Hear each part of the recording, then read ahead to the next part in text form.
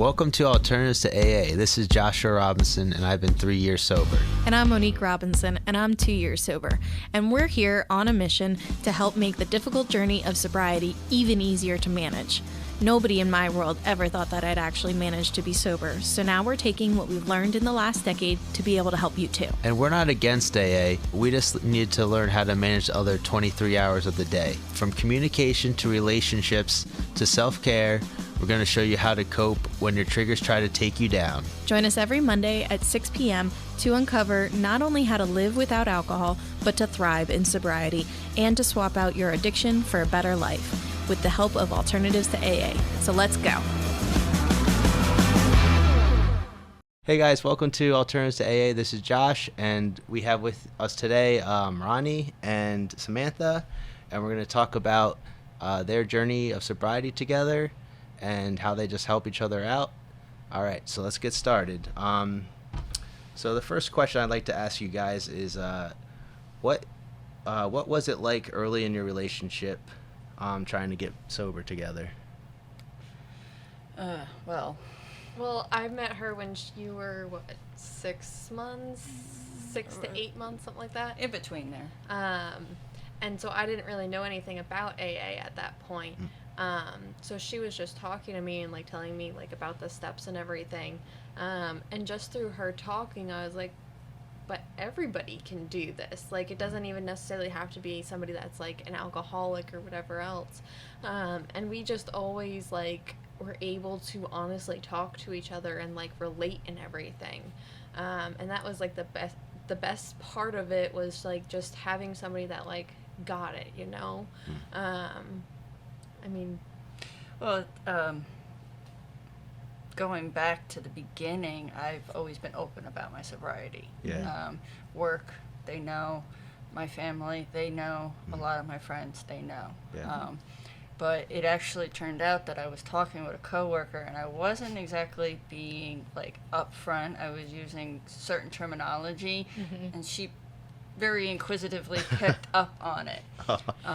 But yeah, just meeting her and getting to know each other, I realized like there is something, you know, that one person you can truly trust, you know, tell your deepest, darkest secrets. Yeah, you can confide in. Yes, exactly. So, you know, just from there, we talked a lot. She told me a lot of like her family situations going on at home, and I totally went back to my childhood, and I'm like, oh my God, that is so me, you know, like I know exactly how you feel. And that's just really how it all started, was just having that relativity between our past and present. So Yeah. Well, it's funny you say that because, like, I was very honest with Josh right from the start. Like, I am trying to get sober. Not that and I was sober when I met him, but it was still like, I am trying to get sober because I had been getting sober and falling off the wagon for quite a few years at that point. But like with other people, I wasn't necessarily completely, totally honest. And I would use the key words and stuff. And like, sometimes because I wasn't being so honest, like I got into that shame spiral, which would then trigger me into like drinking again and whatever. And with Josh's help, like I've gotten like so ridiculously honest that like sometimes when I'm like trying to keep a secret and it's a good secret, I still feel really guilty. Like, this is against my sobriety. This isn't good. But it's like, okay, but it's not a bad thing. You're not doing something wrong. Like, but you just feel so funny about it. So, I mean, it's awesome though that you guys can do that with each other. and how you're talking about like holding secrets. We can read each other's minds. Oh, yeah. Yeah. I mean, just from even the very beginning, before even dating, just being friends, like, we were calling each other out on, like, you know, nope, you're lying. Yeah. Really tell me what's going on over there. You know, what's going on up there? And it was just to a point where, like, you'd start sensing each other's body language, the aura, the energy. So a lot of times, like, you know, you get, like, those little tics. I scratch the back of my head, and she'd be like, so what's on your mind? You scratch the back of your head when you're like... Like, when I'm nervous, I'll be like, yeah, so... Hi. You know? I think I play with my hair. Like, I pull on my hair, like, or I, like, brush my hair with my fingertips when I, like, start to feel anxiety like that. So. When I'm anxious, I pick at my nails. Oh, I do that too. And, like, I'll just sit there, like... Yeah. But, you know, like, just... Like, I've always just been, like, that brutally honest type of a person. Whether you like it or not, this is what I have to say, you know? And not a lot of people can handle that. Mm-hmm. And so, like, just being able to talk to somebody who is going to be just as honest with me as I am to them, like, that's huge, you know? And, like, it was just so easy to talk, and, like, we had a very similar work ethic, because, I mean, we met at Home Depot, and so we just started working together and talking while working, and, like, that's, like, how everything started. It helped pass the time. Yeah, so an for 8-hour shift was 4 hours in our minds, you know? It was like, whoa. Yeah, I mean, there's nothing wrong with that. Yeah. And then, I mean, even working together, it definitely got to the point where it wasn't even just the love connection and the sobriety connection, even though she had no introduction fully. It was that moment of, I can't wait till tomorrow. You know, I've got more I want to share with her. Yeah. You know, so it was always just, can't wait for tomorrow, you know? Like, why did this day go by so quickly? Why can't the hours last? And, like, now it's like, all right, can we get on with the day? Yeah.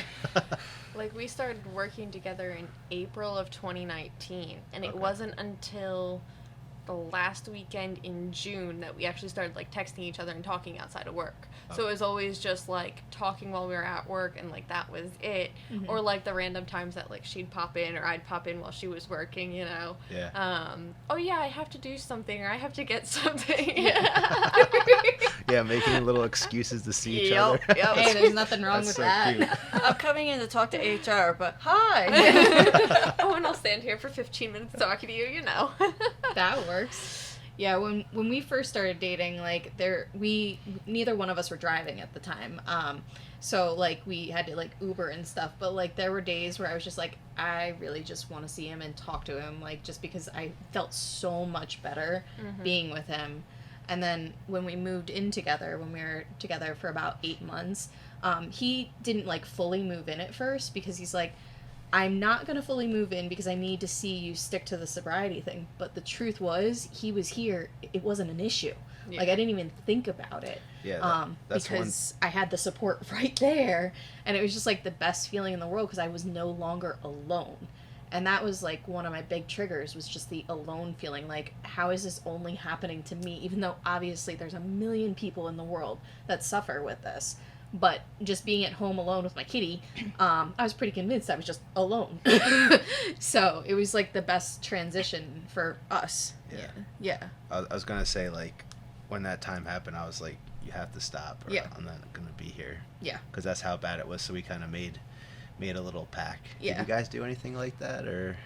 In a way we did when we moved in together. Yeah. Yeah. So, like, where we live now is our first apartment together. Okay. You know, so it wasn't hers, it wasn't mine, it's ours. Nice. Yeah. So we kind of laid down some ground rules, which was no alcohol whatsoever.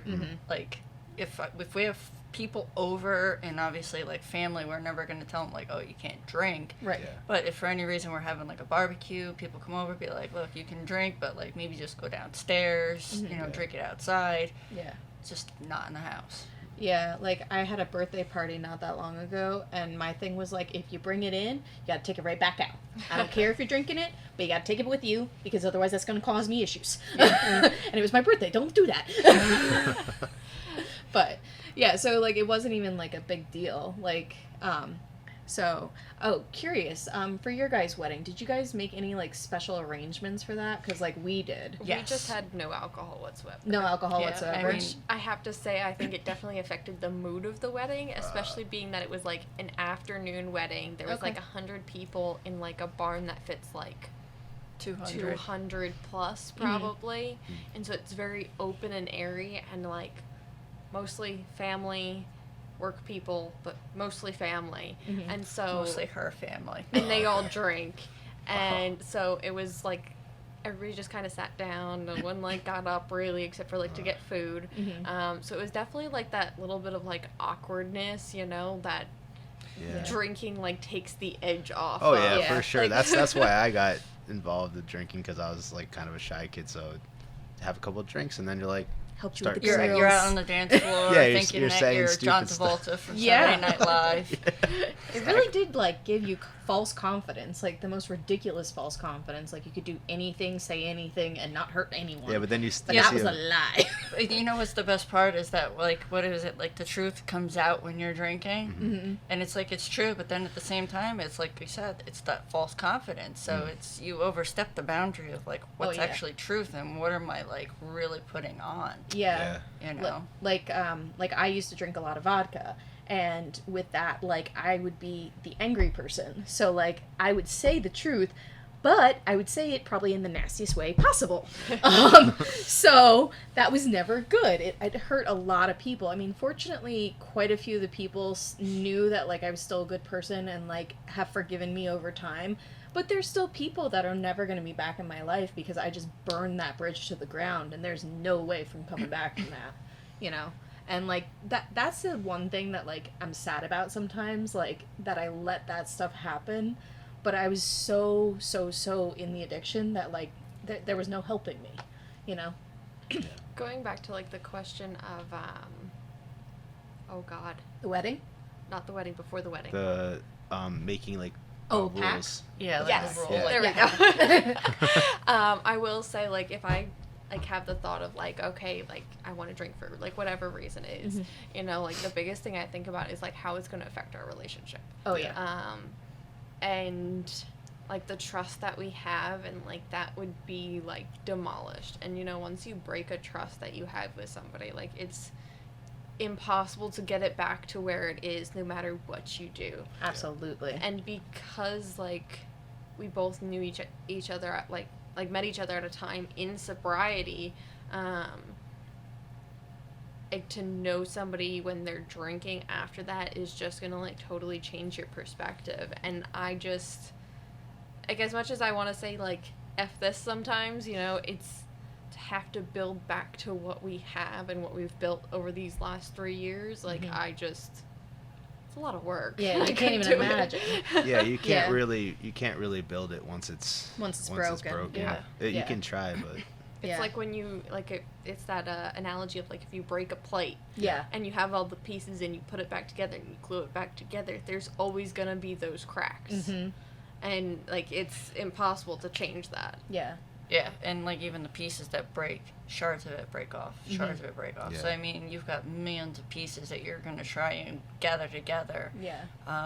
But even going back to the beginning, like the funniest part about it was, like I said, she didn't know really much about AA, but once she found out that this is my first go around being sober. So I've been one of the fortunate, like, small percentile that have been making it the first time around. oh wow. Yeah. I mean, that's a feat in itself. Yeah. It really And is. Congrats. Yes. So December will be 4 years. That's amazing. Wow. But she actually had a couple of drinks at the end of June because she was going through a difficult relationship. Yeah. And so she had gotten, drunk a few times. Yeah. But once she realized, like, all right, you know what? Like, I really like what Ronnie has, like what we have. We went out actually on our first official date. It was July 5th, Of From- 2019. Hmm? 2019. 2019. Yeah. And from that point on, she never picked up another drink. But Yeah. she always said, like, I'm doing it for you. Yeah. You know? That's beautiful. It So- is. I mean, like, I did, like, so I'm 2.5 years sober, so, like, in our relationship, like, I did pick up at one point because I was just going through a mess. But that's when Josh literally said to me, this is like you're cheating on me. And, like, that was the first time that somebody explained it to me in a way that, like, hit me to the core. Like, there was no other way to shake me, like, except for saying, like, you're cheating on me. Like, and I loved him so much at that point, and, like, obviously I love him even more now, but, like, at that point I was like, oh my god, like, that hurt me so much that I could never ever do it again. So, like, anytime, even when, like, I thought about it or had, like, a dream about it or whatever, like, I immediately am like, no, that's cheating on Josh, like, and I would never do that. So it just, like, even when it's there, it's easier to be like, that can never happen because that will break everything, like you guys were saying. Like, you can't build that back. So It's crazy too how you can break it so easily. Something that's built up for so long can be destroyed within hours. yeah. It's Well, kind of scary. Yeah, Yeah. and I mean, like, you think about it in hindsight because you're like, no, I won't do that. But, you know, it's being more aware of yourself. You know, it's taking into consideration the person that you're with, but being more aware of myself. I know when I'm getting to those points that it's like, all right, that obsession, that craving is creeping up. Yeah. And that's when I need to sit with myself and be like, what is it? And unfortunately, at times, it's after I've lashed out. And then that's me being drunk without the drink. Yeah. Yeah, You know, the and dry that's drunk. Dry drunk. And, yeah. Yeah. So, and you know, it's my lack of working a program. I work a 12-step program. Yeah. Sort of in a way, I'll be honest. You know, like I haven't done step work, but as step 1, 2, and 3 are. I admit I'm powerless. I believe in a power greater than myself. Yep. And when I am in that moment of that intensity and I feel like life is like unwinding around me, I start giving it up to him. Yeah. You know, and 1, 2, and 3 I truly feel is what keeps me sober each day. Oh, And yeah. that's like the most important thing for me. Step 4, I've kind of squabbled through. I like that word squabble. We read it the other day in the 12 and 12. Yeah. But squabble through it, you know, like there's things that I have like completely, like I know I have a resentment with. And then I have done a 5. And that's the other part about our relationship that most people find so contradicting is that honesty part. Yeah. Because step 5 is about admitting to yourself, to God, and to another human person. being. And that other human being is typically supposed to be a sponsor. Like it Right. specifically says in like the 12 and 12 that it should not be A a significant significant other. Yeah. Right. Yeah. We break that rule. Did you have like issues with sponsors? Because like I did. Like when we first started dating, my sponsor at the time, and like obviously I do not have that sponsor anymore. She was very, very, very negative about me being with him, especially because he was a fellow addict. She was like, I can't believe you're doing that to yourself. You're so new in this. I was like, I gotta try something new though. Like, obviously, like, there needs to be something else. And, like, being able to be so honest with my partner, like, it's not only brought us closer together as a couple, but, like, in our sobriety too, like, I just feel safe there because I know he understands it. Yeah. Whereas previous, like, people that I've dated in the past, they did not understand it. They would just be like, you have a problem. And so I just feel, like I said, alone. But, like, with somebody who totally understands it, like, I felt safe for the first time, and obviously that was, like, the key for me. So I didn't know if you had ever experienced that. My first sponsor I got when I was in the halfway house, and it was like one of those like mandatory, get it really quick. And in a way, I always believe now, especially, that God puts people in my life. No matter what they've done or what they're doing for me, there's a particular reason and purpose for their existence in my life. Absolutely. So my first sponsor, she entered in my life probably at that moment because I needed her at that time. Yeah. Now, I did break the rules. I was not a rule follower in the beginning. Clearly, I started dating before my 1 year. I was even engaged before my 1 year. Oh. Okay. But There you go. again, believing in my higher power, you know, he put her in my life. But going back to breaking the rules, I was so vulnerable, and so was this other woman I was interested in. But because more or less that vulnerability, you know, feeling accepted, someone actually saying like, I'm like you, we can do this together. Yeah. So that was like the testing of the waters, so to speak. Like how would it work with another addict or alcoholic? But she ended up relapsing very badly and ended up one night in the hospital. Oh, goodness. And I stayed with her the entire night. My sponsor, I talked to her the next morning. She goes, "Why did you do that?" I'm like, Why did you help somebody out that you cared about? like It's like, why are you still there? Like, she's in the hospital, she's in good hands. And I'm like, because she didn't want her mom called. Yeah. She doesn't really have any other friends that are really like, you know, Close. trustworthy and Yeah. close and around. I was like, it's who she has at this moment. Yeah. You know, and I'd rather just be there to have the support. So like when she wakes up, she's like not alone, not having that feeling of aloneness. So that resentment is still kind of there, but I've gotten over it. I've learned to just be like, you know what? She said her part. I clearly, accept her opinion of the matter. Yeah. It's behind me now. Yeah. Yeah. This is something new. And then my second sponsor, I'm actually on my third sponsor, but my second sponsor, she knew from, the beginning our relationship, and she loved the idea that, you could have two people working together. Well, that's good. But she did, warn, at times it could become very stressful because you might be at two different points of your sobriety. Yeah. No, that's very true, because, there's a lot of positives, but, that negative side is also enhanced sometimes because, it's so easy to pick up the drink. So there's always that thinking oh man, I don't want to push the person too far into that territory.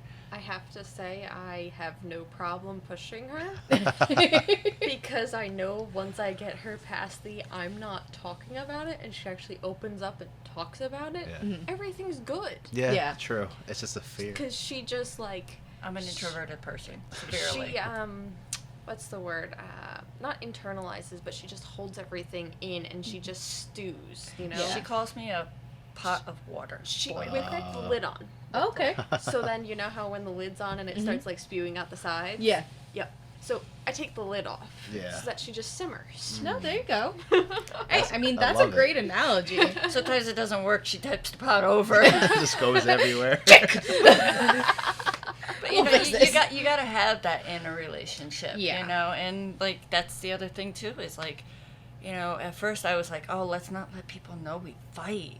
We're supposed to be sober. We're supposed to be perfect. Yeah. But then you just start being yourself and you just go with it and you show people this is what real life is about. Yeah. I'm not gonna like the things she does. She's not gonna like the things I do. Mm-hmm. Compromise. Yeah. Something as simple as do you guys the dishes in the sink? Do you leave water in them or do you just rinse them out and dump them out? I guess it depends. It really depends. I mean, I've gotten really obsessive with trying to get everything out of the sink at night. But 'Cause we've had ants recently. Yeah, It's that's- just yeah. I'm spraying the outside of the house and everything, putting ant traps, and they're still getting in. I'm like, Yeah. what's But going on? admittedly, the vacuum, he's much better with the vacuum. I hate the noise. It really irritates me. So anytime the house is dirty, he's the one being "Vrrr," fixing it.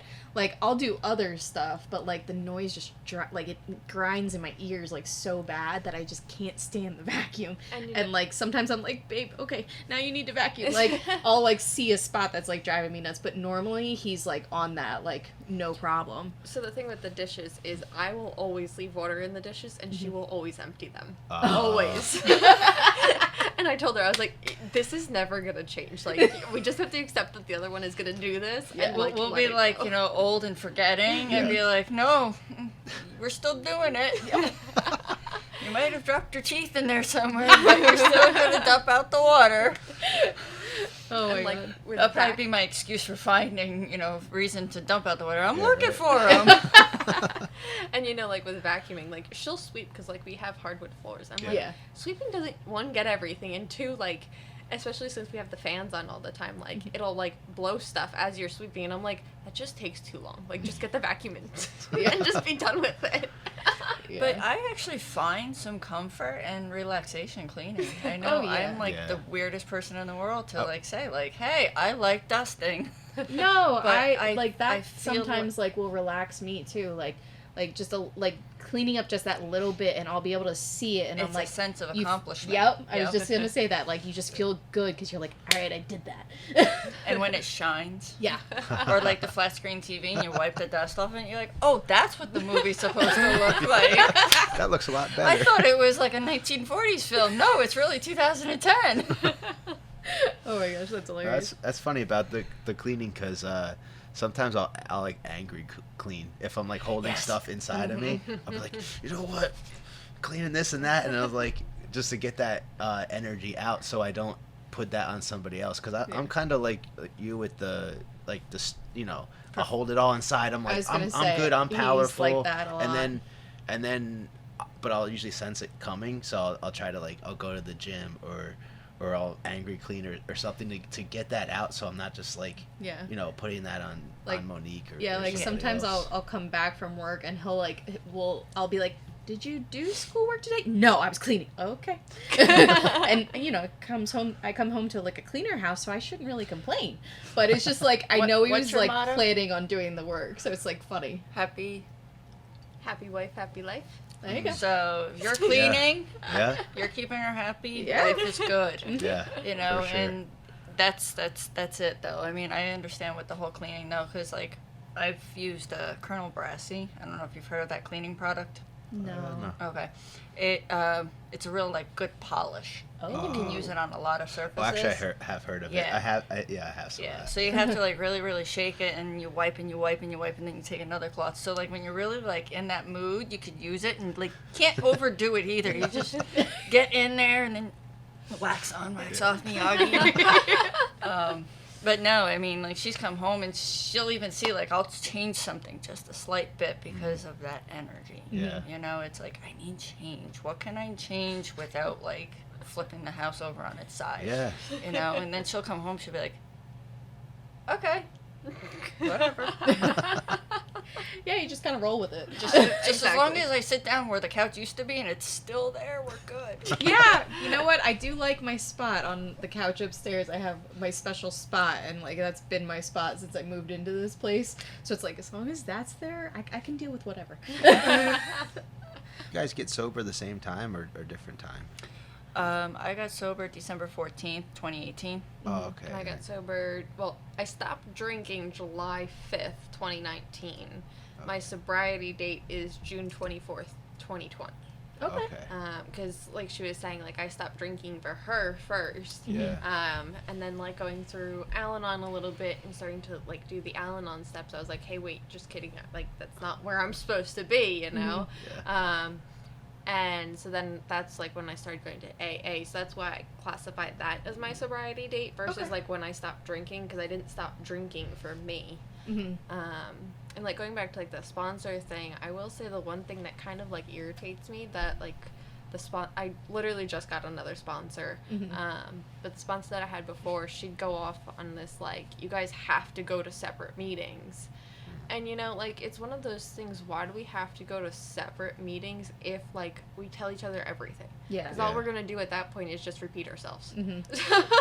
Yeah.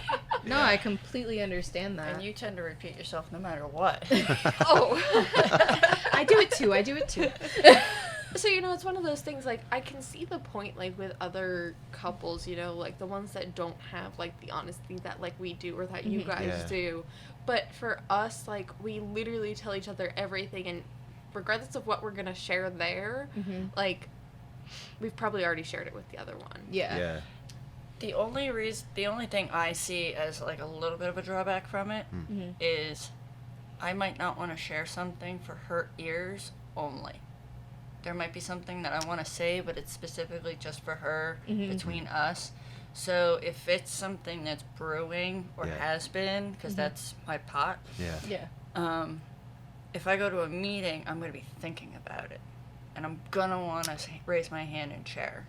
But then it's like, that's nobody else's business right now. Like, that's more of like a private matter. And granted, like, I should be open and honest with my network of people. Yeah.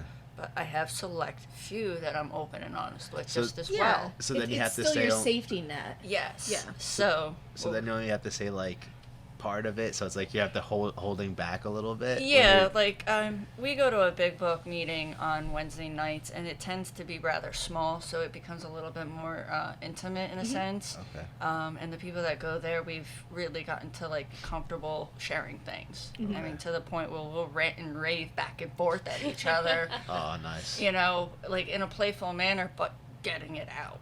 You Yeah. know, so in that kind of environment where it's small, like it is here, you know, we completely can be, well, you know, like lately you've been doing this, and I just don't understand why, and blah blah blah blah blah blah. But you go into another meeting where it is more of like a diversity of time. Yeah. You know, newcomer, people with just a little bit of sobriety, you know, 2+ years, then you got 10, and then there's like this jump, like a catapult jump. To the from people who 10 are to like 20. 40 too. Like even 20, yeah. and then everything after that. Mm-hmm. So you kind of become a little like intimidated also too. It's like, well, what would be acceptable to share? Because now that guy with 40 years is going to come to me after the meeting and say something. Yeah. And then does it look good for the newcomer to be hearing this? Yeah. So for me, I become a little bit more mindful of like what is acceptable to share, not for the benefit of myself and her, but the benefit of other people, because they're there for their own shit. Gotcha. You know, like, That's interesting. so like sometimes, like when I was like newly sober, or when I was getting to like my breaking point, like I a lot of times would break around 10, 11 months. I would go to a meeting, and somehow like whatever was shared triggered me, because like I'd miss it, like they'd make it sound so good again, and like literally sometimes I would leave the AA meeting and go to the liquor store, like, and that was like the worst thing ever, like, but like I didn't feel comfortable like talking to someone right after that feeling hit at the meeting, because I was so embarrassed, like how dare I get that feeling from a meeting. So instead of like talking to someone and coping with it, I would go back to my old coping method, which was drinking, and then boom, off to the races again. And then like, a month later or so, like someone would yell at me and my family, or somebody in my group would like be like, what the hell are you doing? And then I'd try to get back on track again. But in like doing that year over year, because like it took me like 10 years to like finally get past the year mark. And like that's scary in itself, so like I'm still so impressed that it's your first time. Like I really am, because like that just did not happen for me at all. But like it just always upset me that like even at the meetings, like if someone said the wrong thing and I wasn't ready for it, that could send me off. But like having his support at home, like I knew like even when I was going to meetings still like pretty regularly, I could be like, okay, so they said this at the meeting, it sounded really good, but I'm home. Okay, you stay here. You do not leave the house. well, kudos, you came home. Yeah. Like, Yeah. so that in itself is just a blessing, Well, because having him at home, like knowing someone, like I wasn't alone, like I keep saying, like that was my biggest problem, like when I would make myself alone. So like I knew he would be at home, so like I knew like, okay, just drive really fast, get to the house, and you'll be fine. I mean, like another way to look at it too is, like our higher power is always with us. Yeah. The one we choose to call God. Mm-hmm. But a lot of times for the newcomers, they don't know what a higher power is. Mm-hmm. It takes a while to discover it. Yeah. But when they start to hear about it more and more, they realize that the rooms of AA is their own higher power. They rely on the people. Yeah. And then once they've gotten their feet wet and they're getting a little bit more adapted to like how the program works and what it's like to stay sober, but still dealing with those feelings. So like if I go to a meeting, I am in my safe place. And a lot of times like her and I will be talking in the truck on the way home and just be like, what was your insight? Like neither of us shared, and normally like one of us at least does say something. Yeah. So we have like our own little like after meeting discussion. Well, yeah, that's how it started. Two guys just talking to each other. Exactly. And that worked out fine. Yeah. So that's kind of what like the alternatives to AA is kind of like talking about, how AA is like awesome, but then also that just like that one-on-one is important too. So that's obviously usually with the sponsor, but it could be like your significant other, or it could just be like a really good friend of yours. Yeah, like a best friend. Could be your dog. It's kind of hard for the you don't get feedback, the feedback, but you still get the love. A dog loves us unconditionally. I'm just using the dog as a reference because like I love it. Like I could yell at her. Why did you do that? Would you sit still? Like, because she paces. And I mean, she gets aggravated with pacing too, but to me, like the dog, you hear it clicking across the wood floor. And the nails. Yeah, exactly. Yeah. So it's like I can lash out for that quick moment, and then all of a sudden I'm like, I love you. Yeah. And then she'll hop on my couch, and then she just lays her head on their lap, and then you just feel that. That's that unconditional love. Yeah. No matter how much I pour my shit out on her, or no matter how much I do at a meeting. Yeah. Somebody's coming up to me afterwards, giving me a hug, and saying, "You're in the right place. You're gonna be okay today." Yeah.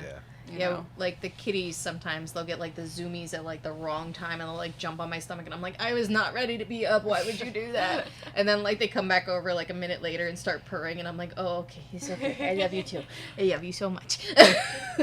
But you know, like the thing with like the meetings, like she was saying, like thinking about what other people are thinking as you're there, you know, like for me, because like our one other friend also sometimes says like you should go to different meetings. I'm like, but if I go to like a Flemington meeting that like we've been to before, or even just people that know both of us, even if I say something about like, oh, this person did this, you know, they're gonna know who I'm talking about. Yeah. So at the same time, then it's like, okay, what are they gonna say about us? You know, like, are they going to agree with me, disagree with me? Are they gonna be judging? You know, like whatever it is. Yeah.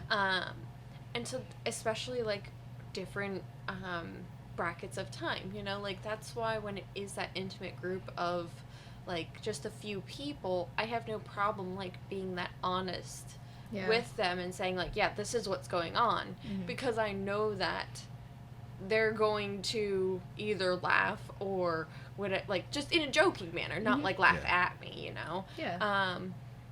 And like they'll actually be honest about it, not just sit there and then go and talk to somebody after the meeting. Hey, did you hear what she said? Well, because you can kind of see all their reactions too, right? It's not like there's somebody over there that's like, oh my god, I can't believe she said that. Well, yeah, I mean, like in meetings, we tend to sit like in the middle, not front, not back. So it's like when you're sharing, it's like you get those eyes in the back of your head. And it's like, well, what are they thinking? Like, are they looking at my haircut? Are they looking at my tattoo? Like, you know, are they thinking I'm completely insane because, hey, I'm like mine.